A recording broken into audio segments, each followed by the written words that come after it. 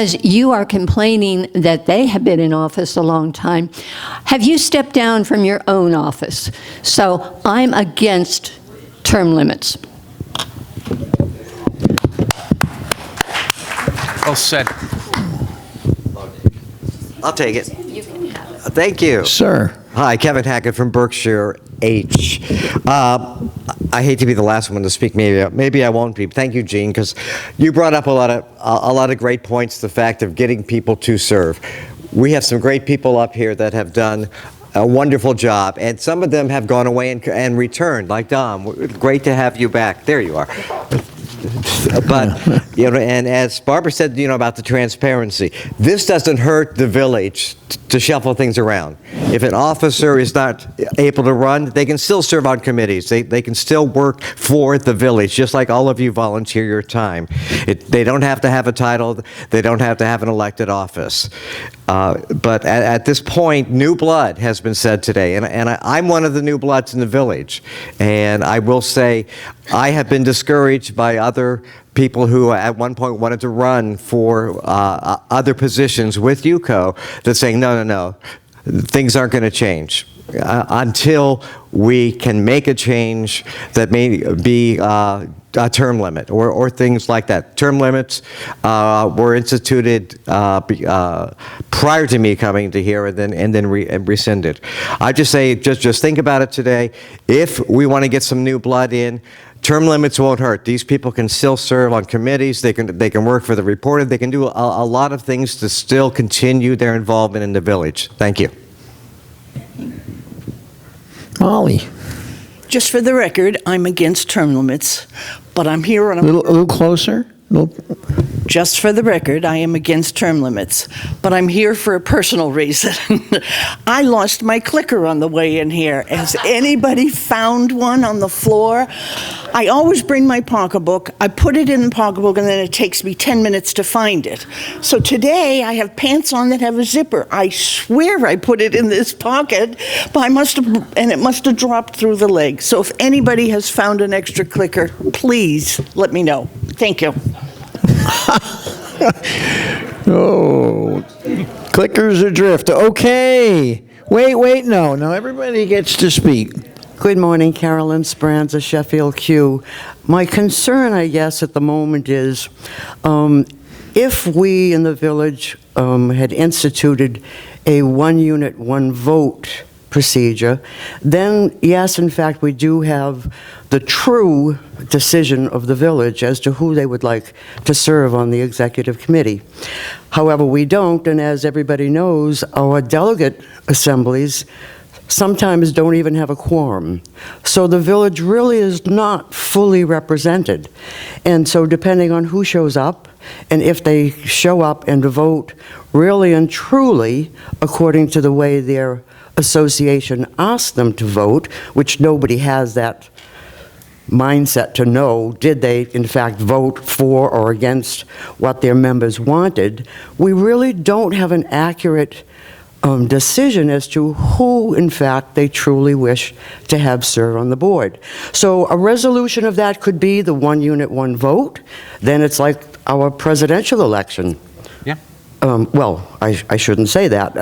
Right now, we don't do it by each individual. But that would be a true vote. I don't think just a delegate assembly vote really cuts it. And unfortunately, at the moment, I'm leaning towards a yes, amend it to term limits, and hopefully the existing board would be there to consult and use their experience and expertise to assist the next board, whether it be all new members, partial new members, and then perhaps the following election, they come back and put in their intent to run again. But I think we need to really represent the full community and not just the delegate assembly, because the delegate assembly is not 100% in attendance. Thank you. All right. Yes, Marilyn. Thank you. We could have already called it if you'd let us. All right. The question is up on the board. David, may I make the note that we need a 2/3 vote because it's bylaw related, so we need 2/3 vote. I don't know what the exact count was, but I think it's somewhere around 58. Okay, so that would be what, 60 something? What? What's 2/3 of the quorum? No, it's 2/3 of 106. 106? Thank you. 106. the vote. All right. Nita, 150. Nita, I'm sorry, who's got it? It's 2/3. 158. Yeah, it's 2/3 of those that are voting, not connected to the quorum. Thank you, very good, thanks, 2/3 of those present and voting, yes. thank you. All right. We could talk about this protocol for a long time. Why don't we just have the vote? How's that sound? So get your clickers, please. So 1 is yes, David, and 2 is no? What? 1 is yes to term limits and 2 is no, right? Yeah, isn't that what it says? 3 is abstain, yes, I couldn't see it, I'm sorry. She's short, she couldn't see it. Yeah, I am too short.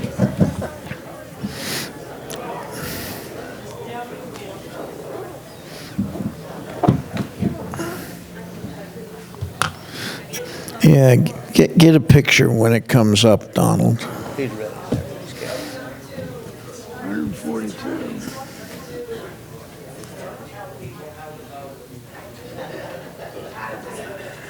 It's a bunch that didn't vote. All right. Has everybody voted who intends to vote?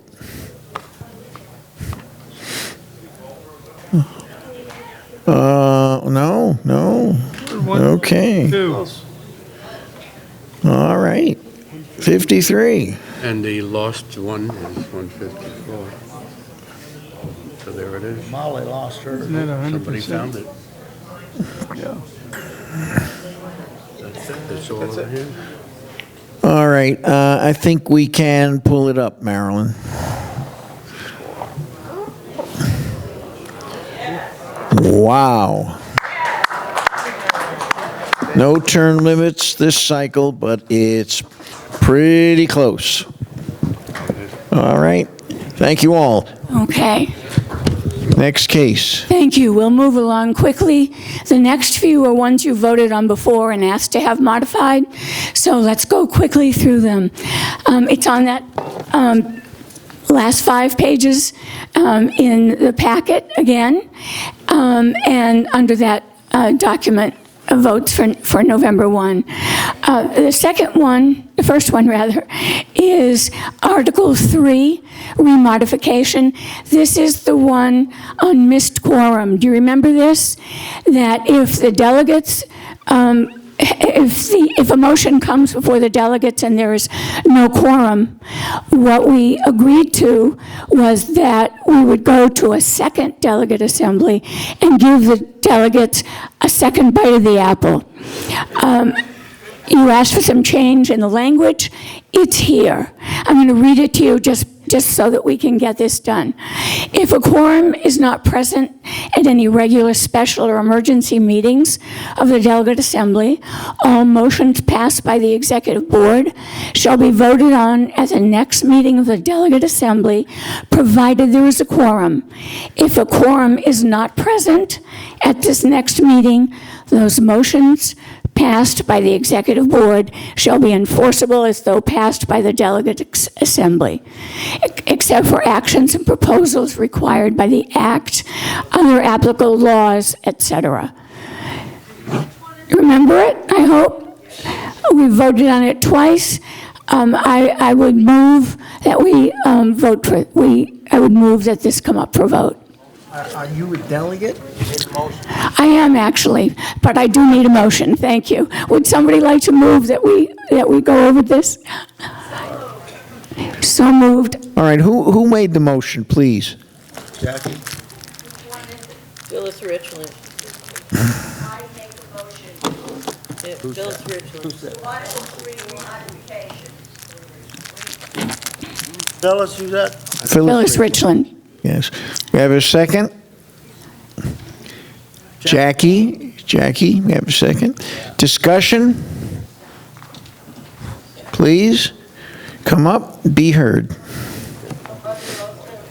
Oh, sure, I took your mic. That would help. Joy Bales, Hastings, D.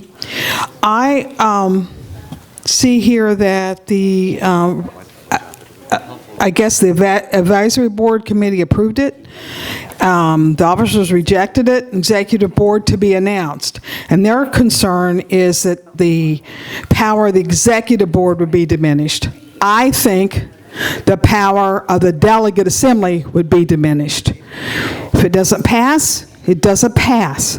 I don't understand why we vote twice, something doesn't pass, then that we should have the ability to vote again, such as you see on the term limits. We got to vote again. So I think that it should say that it is, if the motions, if a quorum is not present at the next meeting, these motions should not be passed to the executive board. That's my opinion. So, I'm sorry, I don't understand your intent. Do you mean that we don't have a second delegate meeting? We have a second delegate meeting, and if it passes, or if it doesn't pass, it's the delegate's decision, not the executive board. I just want to respond to that. We can't change. Yes. Hold on. I just want to respond to that. All right, Phyllis. The delegate assembly is diminished by delegates not being here to vote. And if they feel it's not important enough to vote on a motion or to vote on an article, then they don't deserve to vote.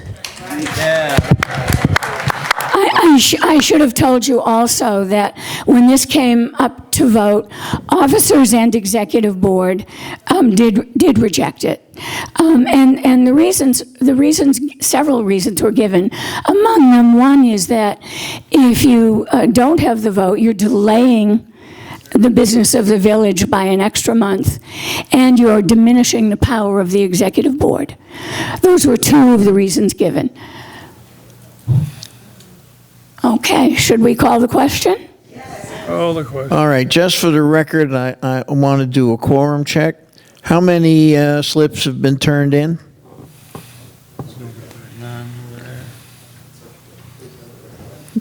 You have any? Two. Okay, we're still good. We're still good. Go ahead.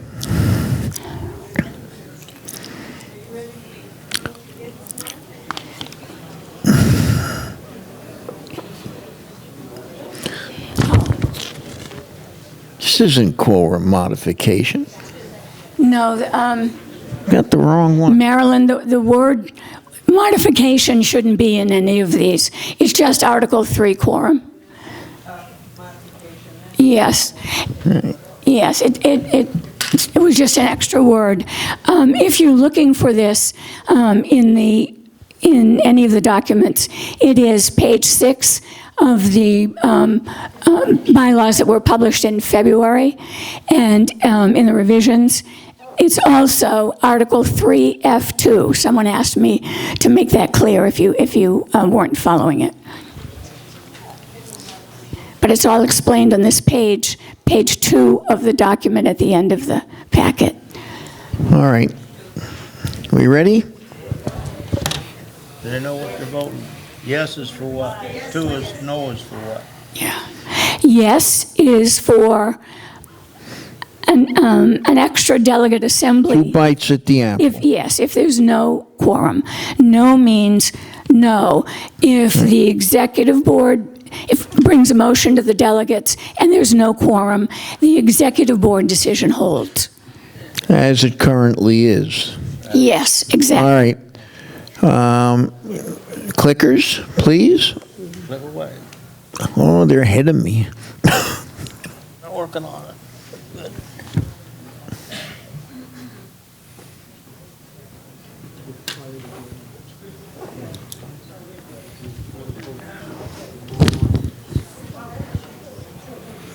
Looking good.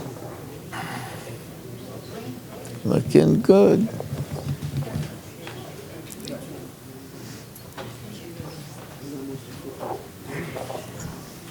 $143 so far. That's not bad.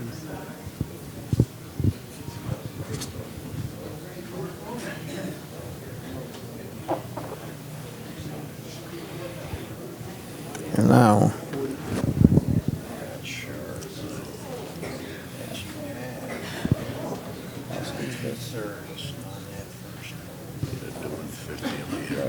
Mm-hmm. 60, 64, 102 We had 8. all right, everybody vote who's intending to vote. All right, Marilyn, please bring it up. Whoa.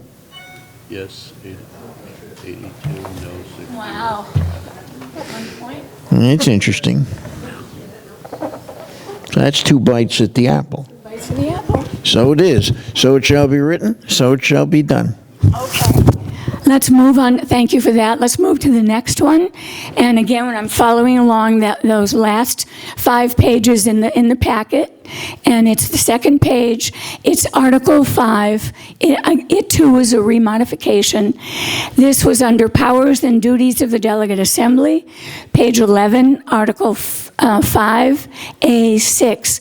This was a simple one, at least ostensibly simple.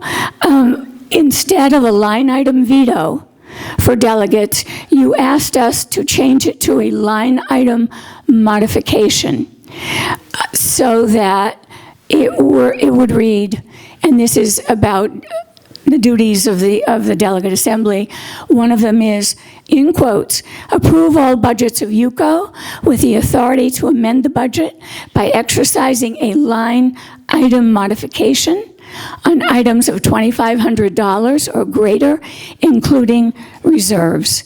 A motion for such a line item modification may be made at the delegate assembly at which the budget is being presented for approval.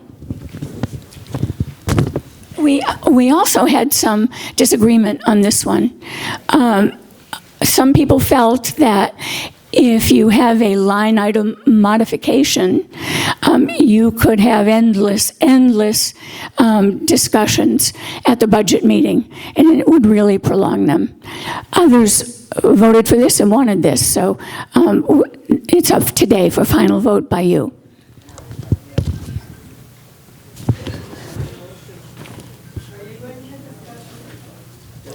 Shall we have a motion? Yes. I'll make the motion. Okay.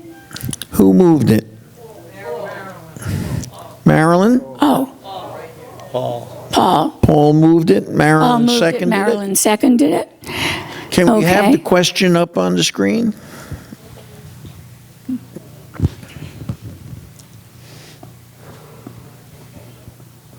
Any discussion? Say Right. again? Any discussion? Yeah, discussion, of course. I seem to keep forgetting that. Oh, I do too. Where's the mic? Oh, I'm against modification. Richard Handelsman, Plymouth V. I'm against modification and for veto. I mentioned before the endless town hall meetings that we went through with the budget. On the page you got today, there are 20 line items over $2,500. If each one of them at a delegate assembly got 2 or 3 minutes of modification and then a vote afterwards, we'd be here forever. Thank you. thanks, Richard. Barbara Cornish, Chatham M. The advisory committee met a lot and has done a lot of work on this, and they think that you, the delegates, should be the ones to decide if you want to change a line in that budget. Not everybody can go to the finance committee meetings. You might have a doctor's appointment, you might be away. I don't know. But here, you're the power. You see something you don't agree on, you should be able to vote and say, we want it changed. If the meeting is run right, just like this one, you're not going to have disturbances. It's going to be done in an orderly manner. Don't take the power away from yourself. I would advise you to vote for this modification. You are the guys who brought it up. Vote for it. Don't take it away from you. All right. Any other comments? Yeah, it might be. We've got one more. Good morning, everybody. Ed Grossman. Hope everybody is well. I'll be very brief. I'm 100% in agreement with the last speaker, who's been very active in UCO for years and years, and I think she's presented the absolute correct response. I think I was active in getting that motion on the table, so I'm absolutely in favor. And again, Barbara Corner should know she's been here a long time. Okay, is there any more discussion? Shall we call the question? What, am I missing something? All right, go ahead. Click, click, click away. Not yet. Okay. Go to modification.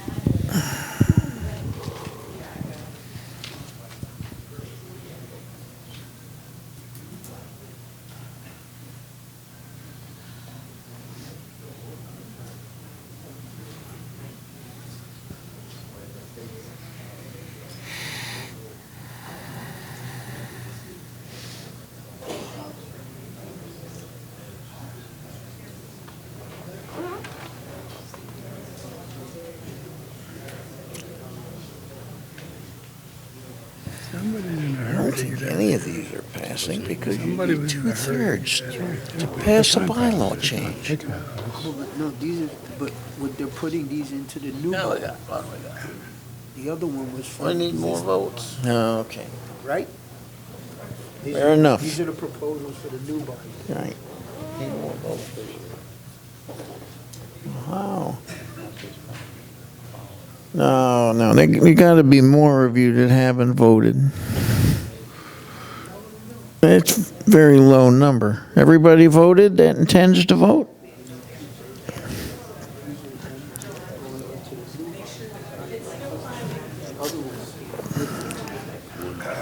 Wow. You have to make sure the green light goes on with your clicker in order for it to engage. Those are all tested. John Gregg tests those clickers. But if you're not seeing a response, I mean, They all worked before.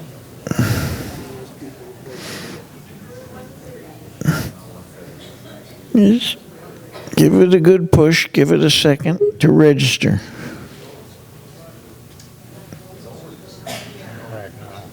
Huh? John Gregg is coming down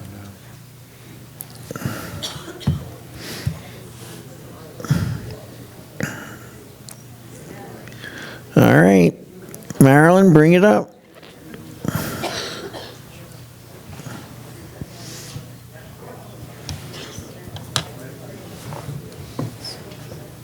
Yes. All right. John? I'm right here. You wanted to say something? Yeah, David, we test those clickers once a month, and then we test them when they get them.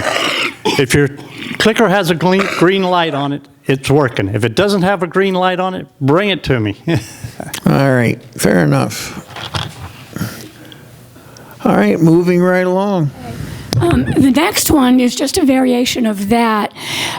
The same issue of line item modification appears under the committees, under Finance Committee.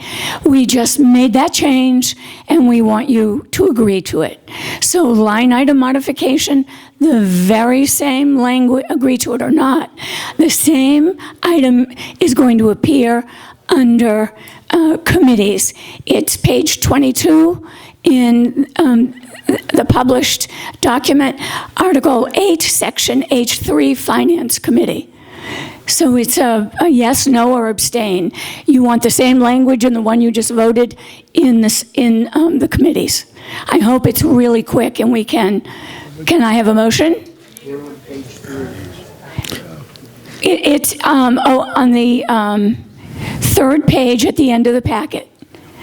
And it's, All right, can we have the question up on the screen?